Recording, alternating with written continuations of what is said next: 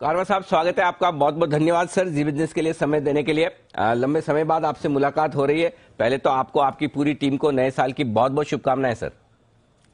आपको भी और आपके सभी दर्शकों को नई साल की शुभकामनाएं and thank you very much for inviting, मुझे बुलाया आपने शो पे। नहीं सर, हमारा सौभाग्य है, आप अपना अमूल्य समय हमें दे रहे हैं। सर, सबसे पहले शुरुआत इसी बात से की जाए कि चूंकि 2022 की शुरुआत हुई है, बजट पे आऊं उससे पहले क्या व्यू बन रहा है आपका बाजार पर? एक तरफ हम लाइफ टाइम हाई के आसपास है, लेकिन कॉन्फिडेंस पिछले जैसा नहीं है, थोड़ा कम है, हिला हुआ है। 2022 में पैसा बनेगा या नहीं सर?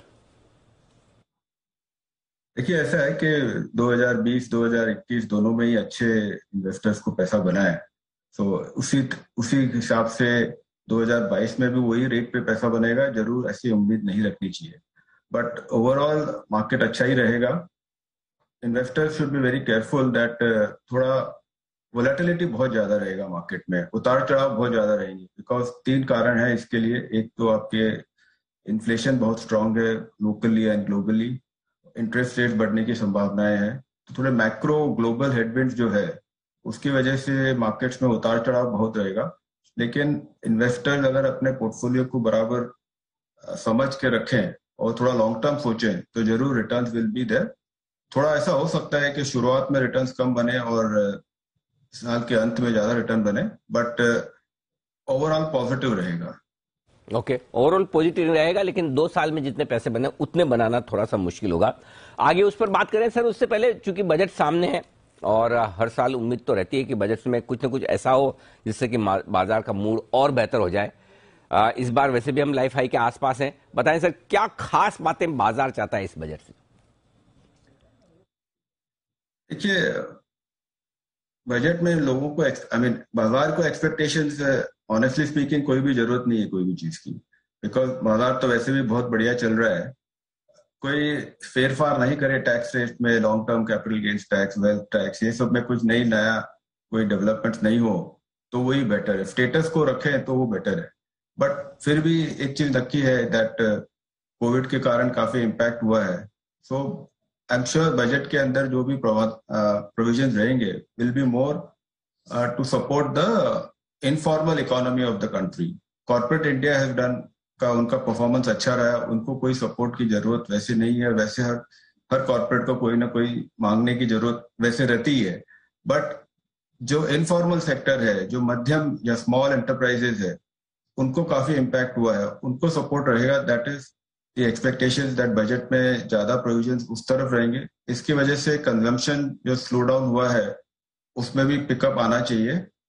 एंड दूसरा, आई थिंक बजट के अंदर इंफ्रास्ट्रक्चर स्पेंडिंग पे काफी जोर दिया जाएगा, विच इज अपने रेलवेज है, रोड्स है, वहां पर बहुत जरूरत है कि केपेक्स साइकिल और भी स्ट्रांग हो, तो वहां पर प्रावधान ज्यादा रहेंगे। तो आई थिंक फिस्कल डेफिसिट को जो अभी 6.4 6.5 के आसपास है, मुझे नहीं लगता है कि बाजार को कोई एक्सपेक्टेशन है कि फिस्कल डेफिसिट को कंट्रोल करेंगे।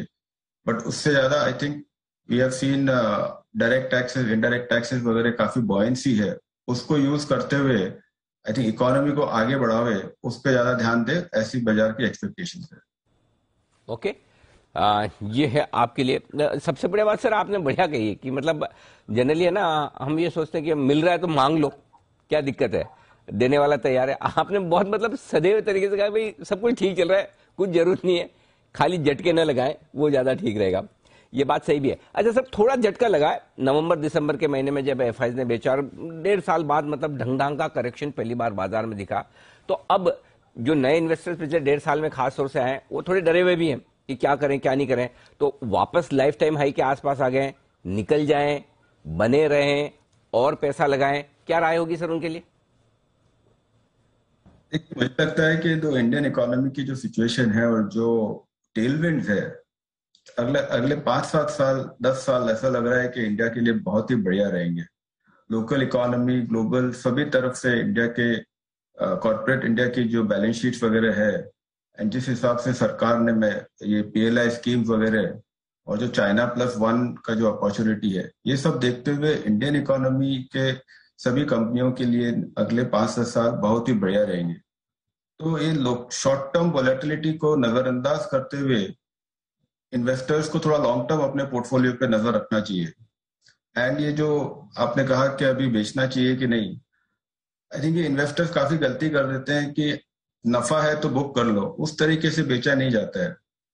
कोई भी कंपनी को आपको ये देखना है कि अगले 2 साल में क्या रिटर्न्स दे सकता है, और अगर आपको लग रहा है कि 15-20% कंपाउंडिंग रिटर्न बन सकता है तो वो शेयर को बेचने की कोई जरूरत नहीं है, हालांकि आपके पास समझो डबल हो गया होगा वो शेयर।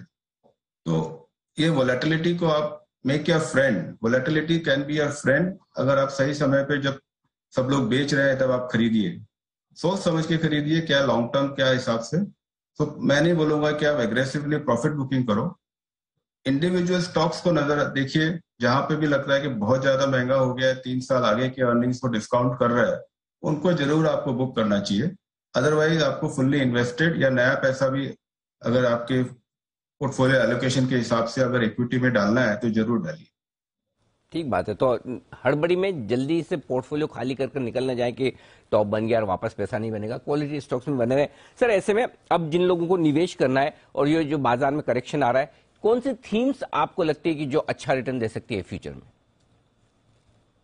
देखिए, मेरे ख्याल से लास्ट 1-1.5 साल से रियल एस्टेट कंपनियां जरूर शुरुआत हो गया उनमें, और अच्छी ग्रोथ आ रही है। ये सेक्टर करीब 7-8 साल से स्ट्रगल कर रहा था, और अभी भी इंस्टीट्यूशनल इन्वेस्टर्स ने इसमें सेक्टर में ज्यादा इन्वेस्ट नहीं किया है। अभी फिलहाल तो mostly I think it is only local investors और other individuals and super HNI, उन्होंने ज्यादा इन्वेस्ट किया है। तो आई थिंक ये सेक्टर में बहुत स्कोप है। एंड जो भी सेक्टर की 4-5-6 कंपनियां हैं जो नेशनल और रीजनल लेवल पे अपने लीडरशिप रखती है, उनमें इन्वेस्ट करना चाहिए। और रियल एस्टेट के पीछे पूरा चेन है, तो right from housing finance companies to building material companies, सभी में ग्रोथ बहुत अच्छी रहेगी। तो I think that is one sector जहां पे इन्वेस्टमेंट करना चाहिए। दूसरा, लास्ट 5 साल से आप देखिए तो केपेक्स बिल्कुल नहीं हो रहा है। कॉर्पोरेट इंडिया की कैपेसिटी यूटिलाइजेशन वगैरह काफी अच्छी हो रही है, और उनकी बैलेंस शीट भी बहुत स्ट्रांग है, और सबको अगले 5 साल 5-7 साल में जो ग्रोथ है उस पर भी काफी कॉन्फिडेंस है। मुझे लग रहा है कि पूरा केपेक्स कैपिटल गुड कंपनीज, उनमें भी काफी ग्रोथ रहेगी।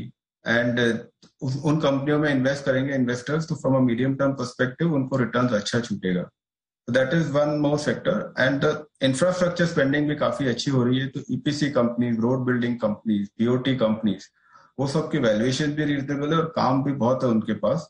सो दैट इज वन सेक्टर जहां पर आपको अच्छा ग्रोथ मिल सकता है। एंड फाइनेंशियल्स और banks, I think they have last 12-14 महीने से उनमें रिटर्न्स कम बने हैं, और उनकी बैलेंस शीट भी काफी स्ट्रांग हो गई है, क्रेडिट कॉस्ट वगैरह भी सब कवर हो गए हैं। क्रेडिट ग्रोथ भी पिकअप होना चाहिए जैसे जैसे इकोनॉमी स्ट्रांग रहेगी, तो वहां पे काफी स्कोप है। बड़े बैंक तो सभी लोग इन्वेस्ट करते हैं, बट रिटेल इन्वेस्टर्स को अगर लगे कि क्रेडिट ग्रोथ पिकअप अच्छा हो रहा है तो टियर 2 टियर 3 बैंक्स में ज्यादा पैसा बनेगा, जहां वैल्यूएशन काफी रीजनेबल है। ये तो रियल एस्टेट एक ये कॉमन थीम निकल कर आ रही है जिस पर हमारे बाजार के सारे एक्सपर्ट्स ज्यादातर बुलिश हैं। इंफ्रास्ट्रक्चर में पैसा बन सकता है। और भी ऐसे सेक्टर्स हैं जो आपको कारवा साहब ने बताया, और अपने अनुभव से बताया। लंबा अनुभव है आपका, सीए भी है। कारवा साहब, आप बीएससी में डायरेक्टर रहे थे, आपके पार्टनर कचौलिया साहब, दो में से कोई तो था, मुझे याद है। नहीं, मैं नहीं डायरेक्टर था, प्रकाश हाँ, प्रकाश डायरेक्टर थे बिल्कुल बिल्कुल, बीएससी। प्रकाश कचौलिया साहब वो हाँ डायरेक्टर है, मुझे ये जी, तो ध्यान है आप दोनों में से कोई एक था। बहुत बहुत धन्यवाद सर, आपने समय थैंक दिया यू। जी बिजनेस के लिए और हमारे दर्शकों से बातचीत की, अपना अनुभव हमारे दर्शकों के साथ बांटा sir. Thank you sir, thank you.